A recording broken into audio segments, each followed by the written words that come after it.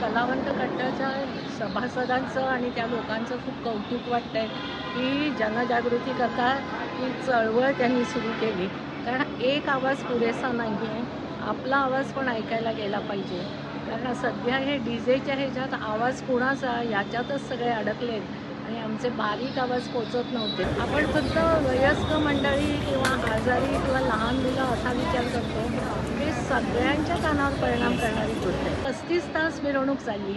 अभिमान कशाचा बाळगायचा की लोकांनी कला सादर केली त्याचा, गणेशोत्सवाचं काहीतरी वेगळेपण होतं म्हणून, का फक्त आवाजात आम्ही नाचलो कसे याच्याचा.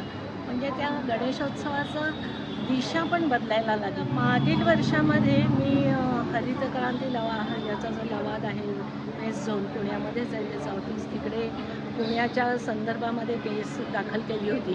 कारण पुणे इंजिनिअरिंग कॉलेजने 20 वर्षाचा डेटा तयार केलेला होता.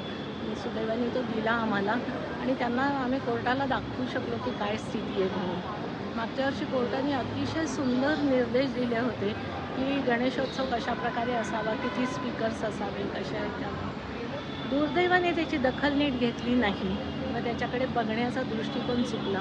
म्हणून यावर्षी पुन्हा आम्ही एक्झिक्युशन ऑर्डर करता हे केलं की मागच्या वर्षीचा तुमचा निर्णयाची अंमलबजावणी झाली नाही आणि त्यामुळे महाराष्ट्र पोल्युशन बोर्ड आणि पोलीस यांना निर्देश द्या.